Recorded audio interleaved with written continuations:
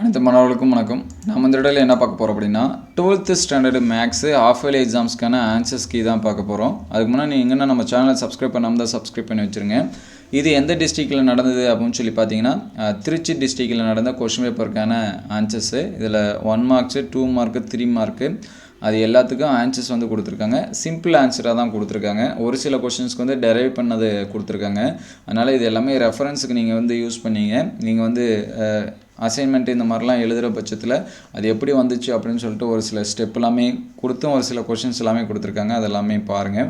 நமக்கு வந்து எக்ஸாம்ஸ்க்கு பப்ளிக் எக்ஸாம்ஸ்க்கு இந்த மாதிரியான மெத்தடில் தான் நமக்கு மார்க்ஸ் இது எல்லாமே கொடுப்பாங்க. அதனால் இதெல்லாமே இம்பார்ட்டன்ஸ் கொடுத்து நோட் பண்ணி வச்சிங்க. எந்த ஸ்டெப்புக்கு எந்த மார்க்ஸ் எவ்வளோ மார்க்ஸ் வருது அப்படின்னு சொல்லிட்டு பாருங்கள்.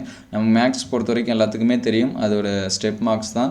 டயக்ராம் வரைஞ்சால் ஒரு மார்க்ஸ், டயக்ராம் இல்லைன்னா ஒரு மார்க்ஸ் வந்து எடுத்துருவாங்க. இப்போ 41Bயில் பார்த்தீங்கன்னா டயக்ராம் கொஸ்டின்லாம் இருக்குது. அதனால் அதுக்கு டைமகம் அழிஞ்சிருந்தால் நமக்கு ஒரு மார்க்ஸ் வந்து என்ன பண்ணுவாங்க கொடுப்பாங்க. அந்த மாதிரி தான் இந்த மாதிரி தான் நமக்கு பப்ளிக் எக்ஸாம்ஸ்லுமே பேப்பர் கரெக்ஷன் இதெல்லாமே நடக்கும்.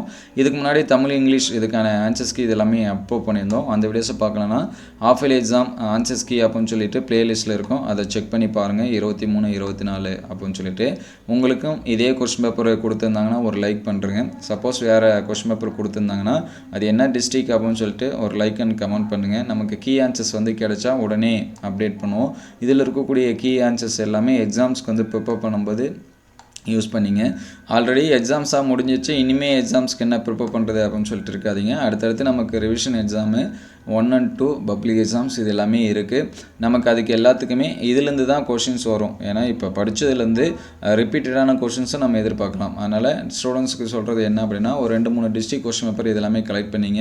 அதில் 5 மார்க்ஸு 2 மார்க்ஸு 3 மார்க்ஸ் இது எல்லாமே என்ன கேட்டிருக்காங்க அப்படின்னு சொல்லிட்டு செக் பண்ணி பாருங்கள். இதோட பிடிஎஃப் முடிஞ்சால் நான் கீழே டிஸ்கிரிப்ஷன் லிங்க்கில் தானே அதில் கிளிக் பண்ணி கூட நீங்கள் வந்து பார்த்துக்கலாம். இந்த வீடியோ உங்களுக்கு வந்து எந்த அளவுக்கு ஹெல்ப்ஃபுல்லாக இருக்குது அப்படின்னு சொல்லிட்டு கமெண்ட் பாக்ஸில் கமெண்ட் பண்ணுங்கள். இந்த வீடியோ உங்களுக்கு பயனுள்ளதாக இருந்துச்சு அப்படின்னா உங்கள் நண்பருக்கு ஷேர் பண்ணுங்கள். இந்த மாதிரி வீடியோ தொடர்ந்து வரணும் அப்படின்னா நம்ம சேனலை சப்ஸ்கிரைப் பண்ணுங்கள்.